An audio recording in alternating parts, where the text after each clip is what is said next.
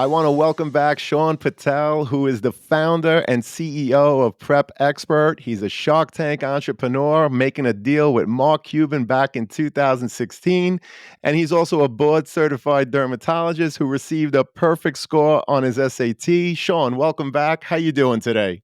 I'm doing great. Thanks for having me back, John. So, I just wanted to share with all your listeners real quick that we have an amazing partnership with the College Admissions Process podcast, and we have a really special offer for all of your listeners.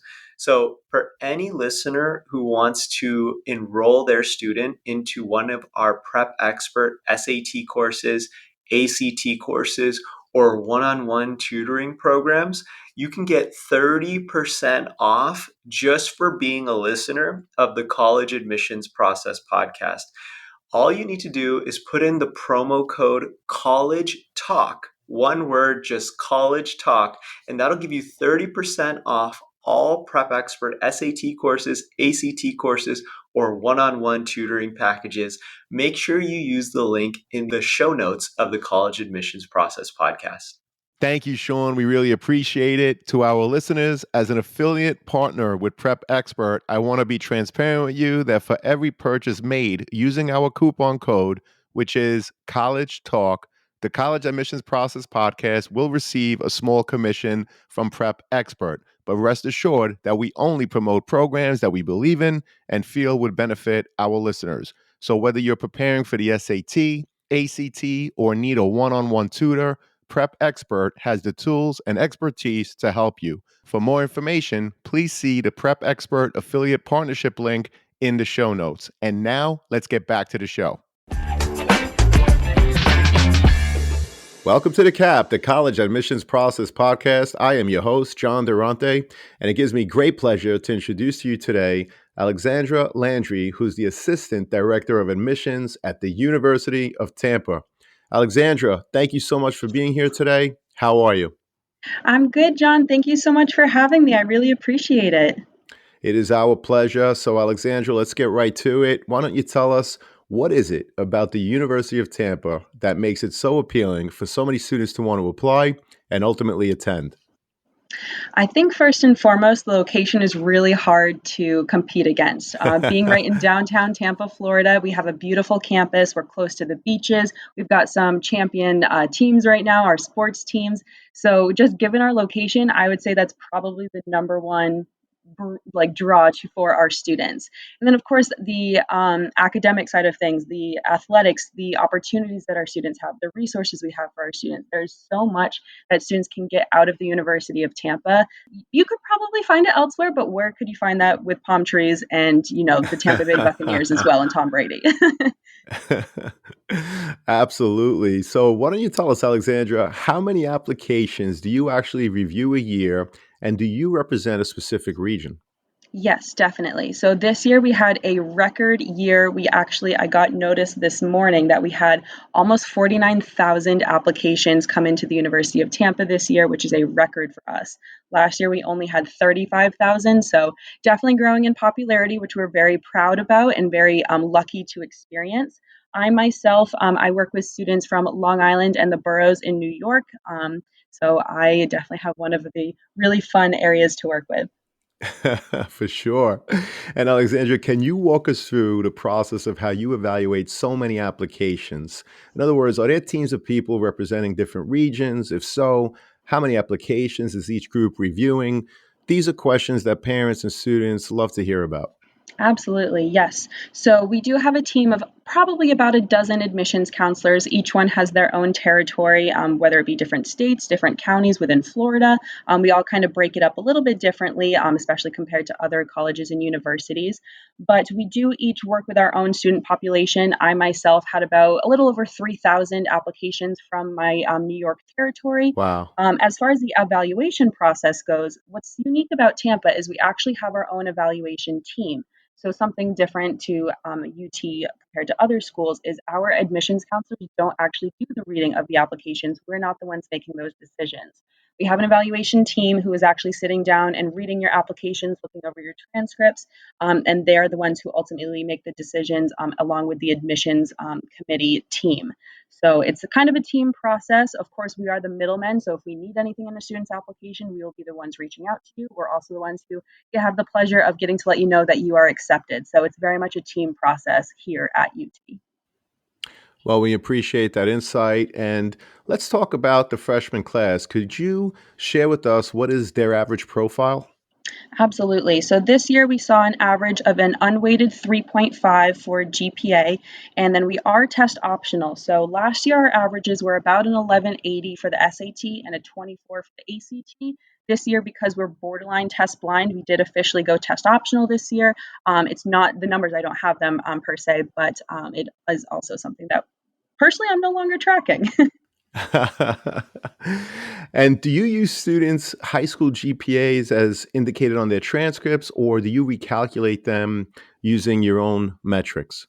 We do recalculate them using our own calculations just because we get transcripts from different high schools all over the country and even all over the world. So some schools do a 100-point scale. Some schools I've seen do a 5.0 scale. So we do recalculate everyone to be on the same 4.0 unweighted scale. Fantastic. And if a prospective student falls a little below the current freshman class's average, what are some of the things that they can do to enhance their overall application? We look for students who are involved in their community, who are leaders both inside the classroom, outside of the classroom, because here at UT, we also want our students to be leaders in their UT community and in the greater Tampa Bay community.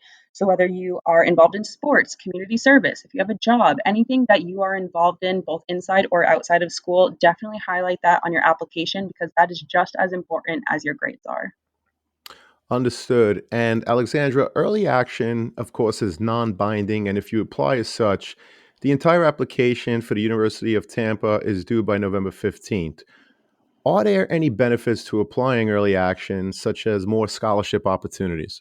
Definitely, especially because we've been growing so much in popularity the last couple of years. I personally have been telling my students apply as early as you can. Most students are going to be applying for that November 15th deadline for early action. So that's when we're going to see the biggest wave. That's when it's going to be the most competitive. So if you can apply before then, that gives you a better chance. But of course, we understand that most colleges do have that early action deadline for November 15th. So just my little piece of advice is apply early if you can, but we understand that most schools and most students are going to do that November 15th deadline. And I know that the University of Tampa is test optional. However, if a student does not choose to submit their SAT or ACT scores with their application, how does that influence merit based scholarships or financial aid? Good question. So, like you said, we are test optional, borderline test blind, even. So, if a student does not submit their SAT or ACT score, it does not affect their application, their scholarship, anything at all. We, for example, just explain it. We really only use the test score to place students into a math class, just for example. So, students' merit scholarship is truly only based on their unweighted GPA and course rigor. So, if there's any honors classes, AP, IB, dual enrollment, that could potentially help boost their merit scholarship as well. But we truly, truly are test optional. It does not hurt a student to submit their test score, nor does it help them to submit their test score. Understood. And Alexandra, how important are students' courses in progress and grades in senior year? Definitely very important. Just as far as making sure students meet our admissions requirements, we may ask a student to submit their current schedule to see what they're enrolled in, just so we can make sure that they do meet those requirements. Just for the record, our admissions requirements are 4 units of English, 3 units of math, 3 units of science, and two of them must be a lab. 3 units of a social science and 2 units of a foreign language, as well as 3 academic electives. So as long as students meet those, then they've met our requirements. If, for example, if we did ask to see their mid-year grades or anything like that, a current progress report, we would just want to make sure that they are on par, especially if they're going into a academic or a rigorous program of sorts. For example, if they want to go into nursing, we want to make sure they're doing well in their biology classes, their chemistry classes, things like that. Understood. And what are some examples of college essays that really stuck with you? In other words, when you read it, you said, this kid has to come to the University of Tampa. That's such a fun question. Again, because I don't read applications myself, I don't often get to, I probably miss some of the really good ones, but sometimes we have a good one that comes around the office, and so we'll share it amongst our colleagues. There was a couple this year. One of my students, he actually shared it with me because he wanted me to read it. He compared his life to being in a snow globe, and I just thought it was a really cool perspective. He said how everything has always been so pretty and peaceful, but then he acknowledged that like maybe he hasn't always had some hard times. Like if a challenge comes along and maybe shakes up the snow globe, there might be a little disruption, but for the most part, he kind of acknowledged and was aware of his own privilege. And so that kind of stuck out to me, showed his maturity. So that was something that it's really stuck with me, all this time later. One other essay that was just really fun for our team to read, this student wrote about how she hated ranch dressing, had no real meaning other than she just wanted to be unique and different, and I think that was fantastic. She just hated ranch dressing. That's terrific. Thank you so much for sharing those great examples. And Alexandra, a student's activity sheet, of course, is another piece of their application. What are the kinds of things that admissions representatives are looking for to help students enhance their overall application? Again, any leadership or community service, those always stand out to us. And then anything that they can kind of do to brag about themselves. Your application is your time to brag about yourself, anything that you're involved in. And then one other thing that can really help a student's application, I just thought of, is their recommendation letters. Find someone who can speak to your leadership, your work ethic, the different ways that you get involved in your community. So whether that be a teacher, a coach, a guidance counselor, an employer, anyone who's a mentor, they also want to brag about you. For sure. And should a student apply declaring a major? What would be some benefits or negatives of doing so? The University of Tampa, for most of our majors, we actually are direct admit for all of them except for nursing, education. Those do require a second application during their sophomore year. And then our performance based majors do require an audition or perhaps a portfolio. So, musical theater, dance, music, and then some of our art programs do require that extra step in the application process. As far as declaring a major when you apply, I wouldn't say there's neither a benefit nor a drawback. Specifically, nursing, because that is the most competitive program, it is important to declare that early on just so you can take the prerequisites and you'll be on track. But otherwise, I think I always tell my students, if you know what you want to study, write that down, because if you think going undecided or picking with a less popular major would help your chances, not necessarily, just because we do look at so many different parts of the application. Hey, podcast friends, are you or someone you know in need of some custom college gear? Prep Sportswear carries a wide variety of college fan gear and apparel, including t-shirts, sweatshirts, hoodies, hats, and so much more. So whether you're getting ready to go to the game, hanging out on campus, organizing a college bed decorating party, or you're simply looking to build upon your college gear, Prep Sportswear has you covered. Check out our Prep Sportswear affiliate partnership link in the show notes for all the details. As an affiliate partner with Prep Sportswear, the podcast does receive a small commission if you make a purchase, but rest assured that we would only promote products that we believe in and feel that would benefit our listeners. And now, back to the show. Fantastic. Thank you so much for that insight. And what about students aspiring to play sports in college? What advice do you have for prospective student athletes in terms of making their intentions to play known? Connecting with the coaching staff, that's going to be the most important part of that. They do handle the recruitment process as well as athletic scholarships. So while the recruitment process and the admissions process, they work alongside each other, they are separate. So sometimes coaches can help out, but there is a separate process that the athletes need to go through. Well, we appreciate that. And what about a student that may have had an IEP or a 504 in high school? Once they're on campus at the University of Tampa, what resources do you offer to help them continue with their success? Absolutely. We have an incredible academic success center here at the university. Within there is advising available to students. So if they need help picking some classes or figuring out what they're going to do for their next semester, internship opportunities, We also have a speaking center, a writing center. We have a tutoring center, which is free for all of our students. If students need extra testing accommodations, we have all of that available. So while we do not, and I often am asked this by families, if students have an IEP or a 504 plan, unfortunately, we don't accept those at the college level, but we have everything, all of those resources available to students for whatever they may need. So it's called something different at the college level, but we still have all of those resources and accommodations. Understood. And we appreciate, of course, you explaining all of the different programs that you have for our students with IEPs or 504s. Thank you so much, Alexandra. And to wrap up, lastly, what are the top 3 pieces of advice you would give a student and their parents who are getting ready for the college admissions process? Oh, that's such a good question. I wish everyone would ask that.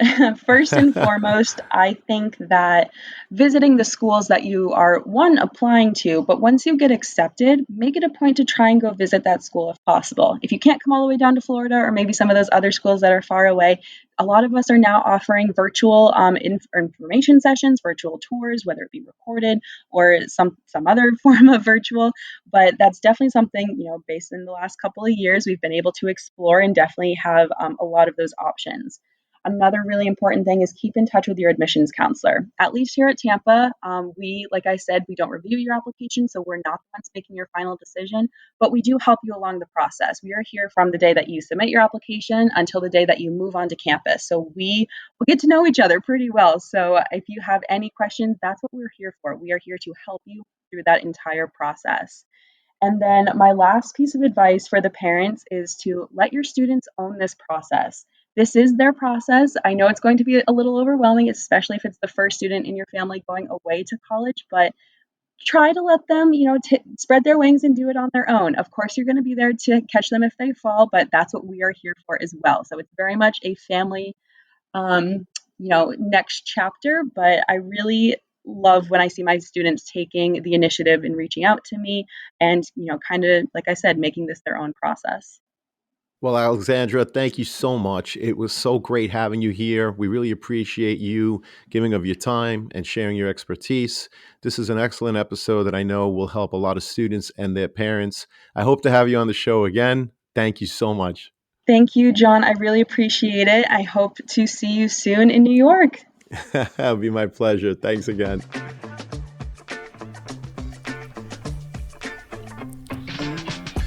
Thank you for joining us on this episode of the CAP, the College Admissions Process Podcast. We hope you enjoyed the show. If you did, please don't forget to tell a friend and follow us on Facebook, Instagram, Twitter, and wherever you listen to your podcasts. I am your host, John Durante, and I look forward to seeing you on the next episode of the CAP.